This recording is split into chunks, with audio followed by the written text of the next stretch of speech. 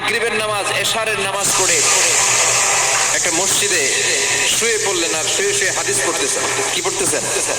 কথা বলেন। আর মনে মনে ভাবলেন রাতটা মসজিদে কাটায় দিই, ফজরের নামাজ করে আবার বেরোবো। কিন্তু দারোয়ান এসে বলে মসজিদে থাকতে পারবেন না, ওঠেন। দারোয়ান আছে না? কথা কন। আহমদ ইবনে হাম্বল বললেন আমি শুধু রাতটা থাকতে চাই, আমি তো ফজরেরও মুসল্লি, ফজর নামাজ পড়বো তো এই মসজিদে, আমার থাকতে দাও। দারোয়ান তো দেয় না, কেন? মসজিদে থাকার জায়গা না, যান মিয়া। উনি যে আহমদ ইবনে হাম্বল এটা চিনে নাই, থাকতে দেয়। কি করবে এখন? উনি কাঁথা গুছিয়ে হাদিসের কিতাব নিয়ে কাদের মধ্যে ব্যাগ নিয়ে মসজিদ থেকে বের হয়ে গেলেন। কি আর করবেন, প্রচন্ড শীত আর কাঁপতেছেন, বুড়ো মানুষ। প্রতিমধ্যে দেখলেন বাজার একজন খাব্বাজ, শাবুন খাব্বাজ, যুবক রুটি বিক্রেতা। সে রুটি বিক্রি করে, চুলার মধ্যে রুটি সেকে। সে যে সালাম দিল আসসালামু আলাইকুম, যুবক বলে ওয়ালাইকুম আসসালাম। আহমদ ইবনে হাম্বল বলে যুবক আমার যাওয়ার জায়গা নেই, সফরে বেরিয়েছি, খুব শীতে কষ্ট পাচ্ছি, রাতে যদি তোমার এই চুলা থেকে একটু আগুন পোহাই কোনো সমস্যা? যুবক বলে না না সমস্যা না, হালান সাহালান, ওর সামনে আসেন আসেন, আপনি আগুন পোহাইলে আমার সমস্যা কি? সুবহানাল্লাহ পড়েন। আল্লাহ শুকরিয়া করে উনি বসলেন আর আগুন পোহাচ্ছেন। আর খেয়াল করলেন যুবক রুটি বানায় আর পরে আস্তাগফিরুল্লাহ, রুটির দলা বানায় পরে আস্তাগফিরুল্লাহ, খামির বানায় আর পরে আস্তাগফিরুল্লাহ, রুটি নিয়ে উনুনের ভিতরে চুলার ভিতরে সেকা দেয় আর পরে আস্তাগফিরুল্লাহ, দোকানদারের কাছে কেউ আসলেই সে রুটি দেয় আর পরে আস্তাগফিরুল্লাহ, ক্রেতার কাছ থেকে টাকা নিয়ে ক্যাশ বক্সে রাখে আর কি পড়ে, আবার রুটি বানানো শুরু করে আর কি পড়ে, খালি এইটাই পড়তেছে। ইমাম আহমদ ইবনে হাম্বল তো অবাক, কিরে এটা আবার কেমন যুবক, খালি আস্তাগফিরুল্লাহ। উনি প্রশ্ন করলেন যুবক ঘটনা কি? আসার পর থেকেই তোমার দেখতেছি তুমি রুটি বানাও, রুটি বিক্রি করো আর পড়ো আস্তাগফিরুল্লাহ, মালাকা ইয়া শাবাব।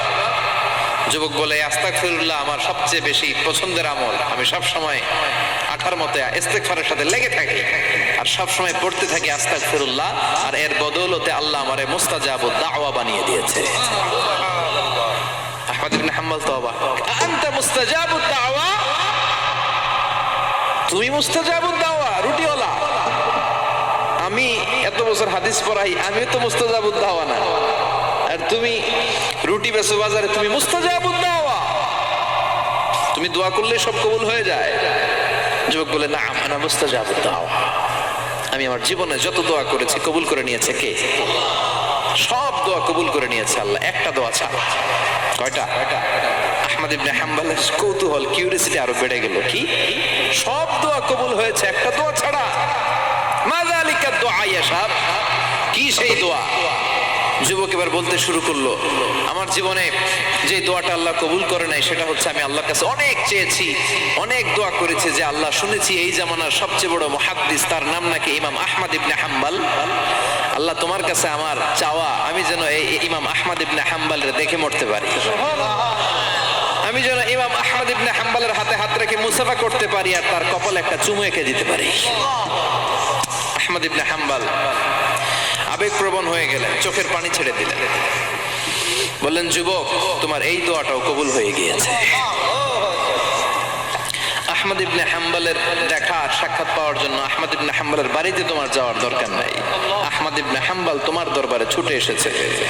আনা আহমদ ইবনে হাম্বল মুহাদ্দিসুদ দাহর, আমি নিজেই আহমদ ইবনে হাম্বল। যুবক চোখের পানি ছেড়ে দেয়, আহমদ ইবনে হাম্বল চোখের পানি ছেড়ে দেয়।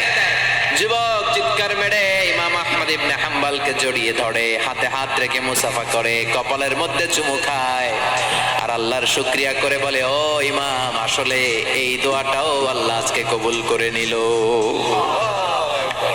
বিশ্বাস হয় সবসময় ইস্তেগফার করলে আপনার দোয়াগুলোর এইভাবে কবুল করে নিবে কে?